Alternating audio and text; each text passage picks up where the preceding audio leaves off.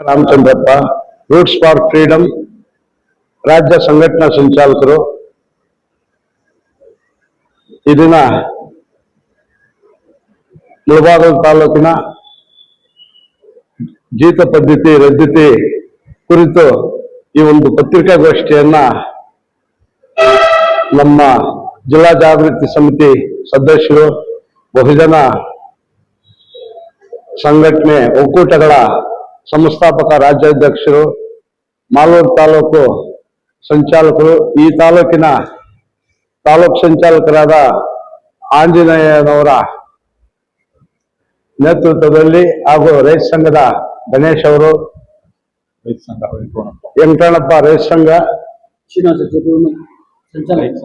ರೈತ ಸಂಘ ಸಂಚಾಲಕರು, ಕುರುಡು ಶ್ರೀನಿವಾಸ್ ಸಂಚಾಲಕರು, ಸೋಮಪ್ಪ ಮುಖಂಡರು ಮುಳಬಾಗಿಲು, ವೆಂಕಟರಾಮಪ್ಪ ಮುಳಬಾಗಿಲು ತಾಲೂಕು ಮುಖಂಡರು, ಅನಿಲ್ ಕಾರ್ಯಕರ್ತ ಮಾಲೂರು ತಾಲೂಕು ಈ ಒಂದು ಪತ್ರಿಕಾಗೋಷ್ಠಿಯಲ್ಲಿ ಹಾಜರಿರ್ತಾರೆ. ಇಲ್ಲಿ 2002ರಲ್ಲಿ ಸುಮಾರು 150 ಮಂದಿ ಜೀತಾಳುಗಳನ್ನು ಗುರುತಿಸಿ ಜೀತಾಳುಗಳೆಂದು ವರದಿ ಹಾಕಿದ್ರು ಸಹ ಇದುವರೆಗೂ ಅವರಿಗೆ ಬಿಡುಗಡೆ ಪತ್ರ ಕೊಡುವಲ್ಲಿ ತಾಲೂಕು ಆಡಳಿತ ಮತ್ತೆ ಜಿಲ್ಲಾಡಳಿತ ಸಂಪೂರ್ಣ ವಿಫಲವಾಗಿದೆ ಅಂತ ನಾವು ಒತ್ತಾಯಿಸ್ತಾ ಇದ್ದೀವಿ.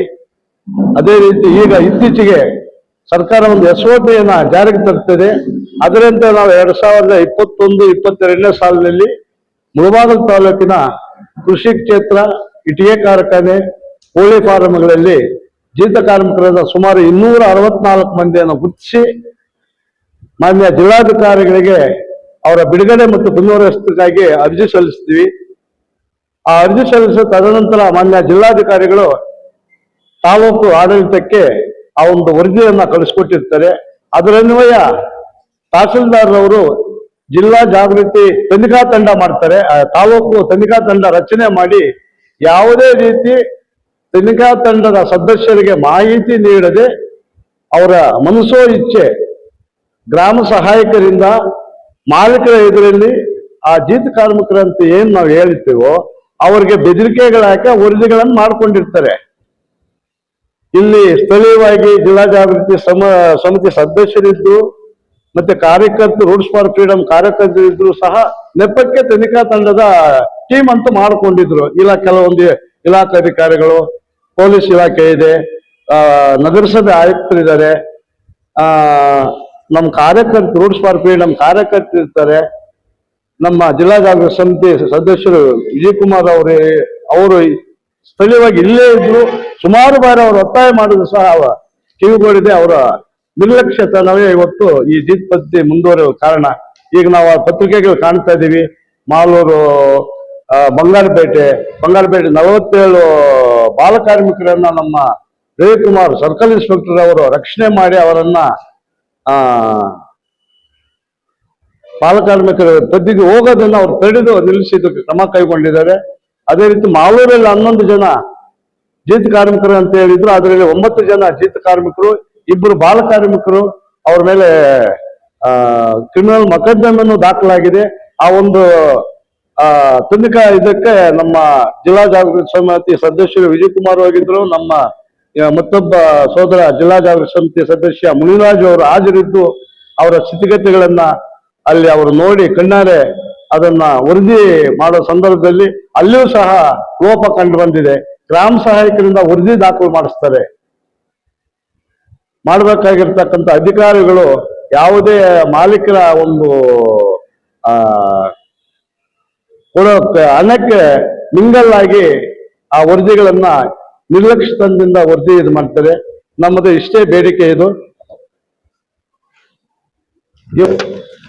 ಜೀತ ಪದ್ಧತಿ ಇದು ಮುಳಬಾಗಿಲು ತಾಲೂಕಿನಲ್ಲಿ ಇಟ್ಟಿಗೆ ಕಾರ್ಖಾನೆ, ಪಾಲಿ ಹೌಸ್, ಆಲೋ ಬ್ಲಾಕ್, ಕಲ್ಲು ಕ್ವಾರಿ, ಡಾಬಾ, ಹೋಟೆಲ್, ಗ್ಯಾರೇಜು ಮತ್ತು ಕೈಗಾರಿಕೀಕರಣ, ಆಧುನೀಕರಣ ಹೆಚ್ಚಾದಂತೆ ವಲಸೆ ಕಾರ್ಮಿಕರ ಸಂಖ್ಯೆ ಇಲ್ಲಿಯೂ ಸಹ ಹೆಚ್ಚಿಗೆ ಕಂಡುಬರ್ತಿರೋದರಿಂದ ಆಂಧ್ರ ಪ್ರದೇಶ ಗಡಿ ಭಾಗ ಮತ್ತೆ ತಮಿಳುನಾಡು, ಒರಿಸ್ಸಾ ಮತ್ತೆ ಇತರೆ ಜಿಲ್ಲೆಗಳಾದ ಕರ್ನಾಟಕದ ಕೊಪ್ಪಳ, ರಾಯಚೂರು, ಯಾದಗಿರಿ, ಬೀದರ್, ಕಲಬುರಗಿ ಇತರ ಜಿಲ್ಲೆಗಳಿಂದ ಸಾವಿರಾರು ಮಂದಿ ಇವತ್ತು ಈ ತಾಲೂಕಿನಲ್ಲಿದ್ದಾರೆ.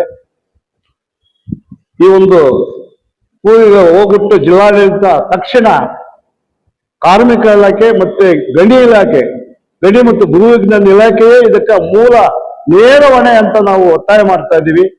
ಕಾರ್ಮಿಕ ಇಲಾಖೆ ದುಡಿಯತಕ್ಕಂಥ ಕಾರ್ಮಿಕರಿಗೆ ವಿಮಾ ಯೋಜನೆ ಮಾಡಿಸ್ಬೇಕಾಗಿತ್ತು. ಇದುವರೆಗೂ ಎಲ್ಲಿಯೂ ಸಹ ಅದನ್ನ ವಿಮೆ ಮಾಡಿಸ್ತಕ್ಕಂಥ ಕಾರ್ಮಿಕರ ಹೆಸರಲ್ಲಿ ಯಾವುದೂ ಇದಿಲ್ಲ.